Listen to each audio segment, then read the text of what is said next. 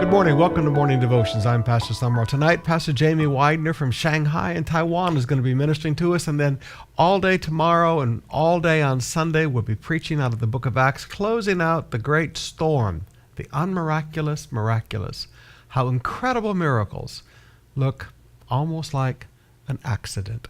Right now, let's come back to 1 Thessalonians chapter 1. And I want to begin to talk to you about your role as a leader, whether it's a parent, whether it's a connect group leader, whether it's an usher, whether it's a pastor, whatever position of leadership you're in, I want you to understand just how important your role is. He begins in verse 4. For we know, brothers, loved by God, that he has chosen you because our gospel came to you, not simply with words, but also with power, with the Holy Spirit, and with deep conviction. You know how we lived among you for your sake. You became imitators of us and of the Lord. Now notice, you know how we lived among you for your sake. We live our lives on behalf of the people. If you are a leader, there's a lot of things you don't do that may not be wrong to do, but you just don't do them. There's things that you do, not just because they're right, but because you're a leader. See, people need to imitate something. They need to see a pattern of life.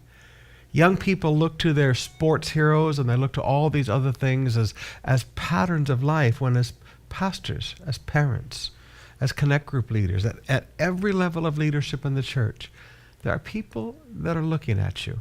Now, I know sometimes it's a little intimidating when you hear people teaching others the words that you taught them, when you see people doing the things that you first modeled and role modeled in front of them. But that's what we do as a leader. You know how we lived among you for your sake. I would challenge all of you, forget the engaging the culture, engage the people who are following you. Forget engage the culture, engage God, learn how to live by God, and then let people see how you live in front of them so that they have a pattern to follow. Now, brothers and sisters, I know we're not perfect.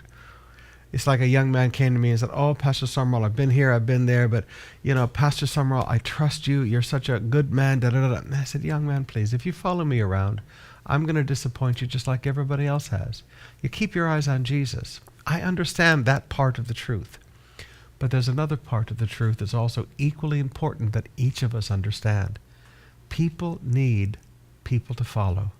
Let's live the life for their sake that they can follow.